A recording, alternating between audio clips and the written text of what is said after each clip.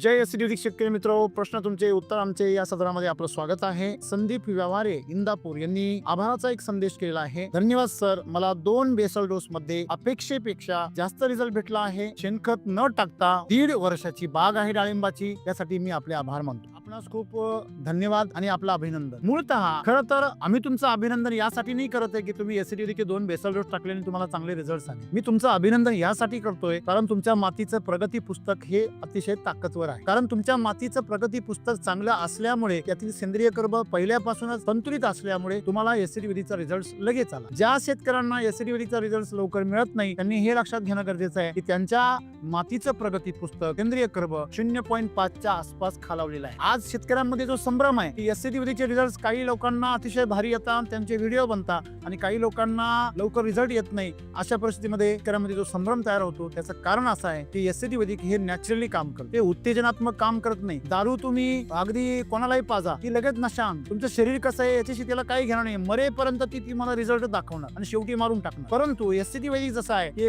ते तुपासारखं आहे, दुधासारखं आहे. तुम्ही त्याला खायला घातलं तर काही दिवस तुम्हाला रिझल्ट दिसणार नाही, पण काही दिवसानंतर तो चमकायला लागेल आणि ती जी चमक आहे ती कधीच उतरणार नाही. आपल्याला एक कळलं पाहिजे की आपण रासायनिक खतांच्या बरोबर एसडीडी तंत्रज्ञानाची तुलना करणं म्हणजे शुद्ध मूर्खपणा आहे. आणि म्हणून आपण जो रिझल्ट या ठिकाणी शेअर केला यासाठी आपले धन्यवाद. आणि ज्यांना यामध्ये संभ्रम तयार होतो त्या सर्व शेतकऱ्यांनी संभ्रम दूर केला पाहिजे. जर आपल्याला रिझल्ट लवकर मिळत नसेल तर आपण बेसल डोसची तीव्रता वाढवली पाहिजे आणि त्याची रिपिटेशन जे आहे म्हणजे पहिला, दुसरा, तिसरा अशा प्रकारे आपण वापरलं पाहिजे. आणि हे आपण का वापरतोय?